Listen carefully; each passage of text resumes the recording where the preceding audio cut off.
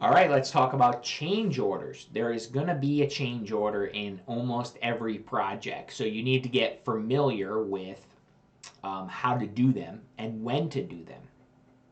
And we're going to have the co-construct video it explains that, really in detail. But I want to do a brief overview here. Change orders will happen if somebody picks a more expensive faucet with a supplier. They want to pay more for it, or maybe we've subtracted something from a project, so it would be a negative change order. But most of the time, it's going to be additional work, or something was maybe not priced well, or we didn't see something. If it was rot, if it was we opened up additional, you pull the floor apart and we need additional subflooring. Opened up a wall and we need to reroute electrical or plumbing. So, that's what the contingency fund is for, that 10%, typically 10 or 15% of the total project is. That's what the fund is for. We know that we're usually off by 10 or 15%. And so really make sure, and again, when this happens, when you go into that change orders, when you've done that project booklet and explained what the contingency and the change orders are about, when it happens, the client's really not going to be that surprised. And, it's going to go pretty smoothly. So the first thing you're going to want to do is you're going to want to notify the client. You don't want to just send out a change order and they wonder, well, what's this? The minute you find something that it's going to be an additional cost overrun, you want to notify the client. You want to notify them on co-construct so it's documented, and with some photos, explain what's going on. Typically, you're going to want to have your trade partner already have kind of priced out the solution, right? So if it's the demo teams come in and they've demoed the wall and we found that there is some plumbing in there or something in there that needs to be moved, you essentially want to have your trade partner already in there with the price and a couple different solutions. And so typically then I would communicate, maybe meet the client on the job site, say, listen, this is what we found, this is what's we're thinking of doing, the cost is going to be X amount, and I don't, here's maybe option B based off of, we can, based off of what you think or what you feel comfortable with.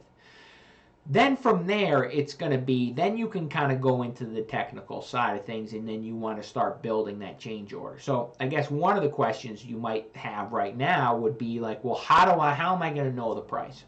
Well, it's real simple. You can just do a draft change order, or you can even just plug in the cost that your trade partner tells you into any part of the specs and selections, and it will auto-populate what the retail price is. So once you put in their price, it's going to be $500 to move these plumbing. You put in the $500 pretty much in any category, in any specs and selections, and it will automatically calculate what the markup is. And of course, that includes,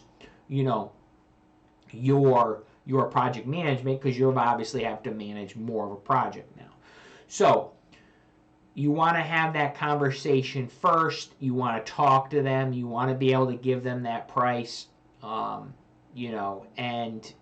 be really transparent and very soon. You do not want work to continue at that point. So even if the plumber says, I can get this done now, or I want to do it, I can do it, you want to make sure you get the client involved and it's signed. And that's what co-construct's so good about. Once you've submitted that change order and they've already agreed on it, they're going to sign right away, and then you can continue work. But you don't want to ever do any work without a change order. I mean, it's such a huge no. And you know what, honestly, you're going to be tempted to, because you're going to have a good client and you're going to be like, oh, this client's fine. And you know what? They probably are fine. And they're probably very good for the money. And they probably paid up.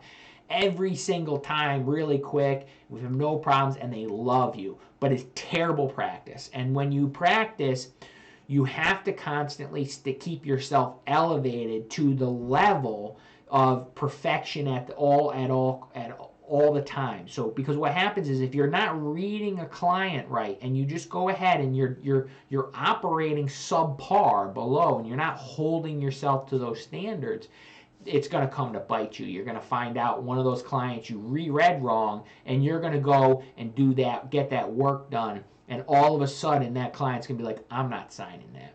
It's happened. It happens to us, and that's why we have these policies and procedures in. So, the other video, Co-Construct, has really, explained how to do this. It's, pretty basic. There's a couple different ways to do it. And if you just to briefly go over it, if you're just changing something in a specs and selection, you kind of go in and change it, and once it changes inside, here, and if it's in the choices, just like you saw in the other video, and then it goes into the change order, you pull it out. For the main stuff, if without adding this stuff, we typically, we are charging a fee of $250 for a change order fee. And, that's within discretion. Typically, you want to let them know, hey, listen, we do charge for the fee because it takes time and we have to do this. But if it's on us that we missed it, let them know and then waive it. Say, listen, this was really, it was kind of unforeseen. I don't want to charge you this. So let them know you're giving them something. So, this additional charge here, you don't need to put the change order fee. I mean, what the fee is there for you is to get a little bit of control of clients that continually change their mind. So maybe they do a change order and then they go back and say, oh, you know what, I want to do something different. And you'll have really indecisive clients. You will get one of them. And what will happen is like they'll be changing their mind so much and you'll be running around like a complete chicken. And you just need to have some tools in your tool chest to kind of eliminate that. So, for most of the clients we're going to waive that fee.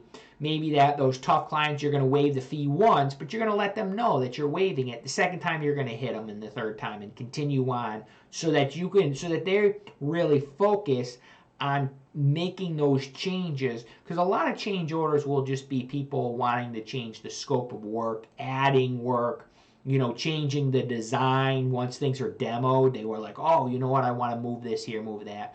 You want to make sure that they focus and they really get up to and make the decision. They make it once, because obviously how you can't be building stuff multiple times. So, real basic stuff here. The title, you always want to title it, what the change order's for, description. More descriptive the most, and obviously there's going to be multiple change orders, so you might want to put change order 1 with the description, and then so on, so that you can keep track of it. The other thing is write stuff in here, and I think that the other big thing is this right here that's really important, is the effect on the completion date. Now, I don't want to stress this, I got to really stress this, because when you're really running a tight ship and you've really working your schedule, and you've already told the client, I'm going to be done in June. Well, what happens is then they do all these change orders that are $20,000, $30,000, $40,000, $50,000 in change orders. Well, that's an entire kitchen or entire another job that could push out, the project for another 6 weeks, 8 weeks, 3 months. You need to put in what it extends, because in their mind, they still think June. So you need to make sure that in that change order, it says, here's the new finish date based off of the changes that you've done. So real important. New completion date. Prior completion date. Put that in so that they understand it's pushed your project out. Real important. If you want to include, some files, whatever, you can attach files and photos and stuff, closing text, and then come in and make sure that they're obviously the client needs to approve it. You need to approve it, and then your production manager needs to approve it. And then who do you want to make sure again who are you going to notify? You want to notify your trade partners that it's been signed, because you might have had that plumber on hold and say sorry dude, you got to stop work, and then we're going to have you once I get this change order signed, I'll let you know and you can start right back to work. Instead of having to call him, why not just click it right there? Boom, notification, and now he's off working again, because he might have maybe stayed on the job site because you're going to do it real quick, and he went to lunch, and you turn this over. Obviously, you notify the client. Put in any notes. The more detail, you want to be just a detailed person. I mean, it's so important. Use this stuff for also when we all look back, we can kind of analyze the project and say, well, why did this happen? This team member note might be, hey, listen, this wasn't, this kind of was an issue in sales. We're not throwing them under the bus, but we're looking for feedback that is going to maybe sales needs training in this specific, part of something. Like, could be, anything that maybe they need another checklist for them because they missed something, So you want to be detailed, and it's really covering yourself, and it's really, when we look for an audit, we can kind of really understand why and when, and most of the times it's really just outside of anybody's control. But when it's not, we want to know, like, if it's in our control, let's be better, right? So that's a common theme you're going to see a lot of. Let's be better. And that's it on change orders. This is pretty, again, this is co-construct. Like when you're in co-construct at any point, if you kind of go up here and see this little help button, if you click on that, you go to training help or search help, like they're even contact these people. Just ask them questions. They're really good. Community's really good. You can look at forums. But, like jumping into the change order, like, you've watched one of these videos, but there's quite a bit more stuff in here that you can kind of dive into just on change orders. And, there's more videos, and there's 15 related articles. So, again, you might jump in here and watch and read some of this stuff and be like, hey, guys, do you know that you can do this? Be a little proactive.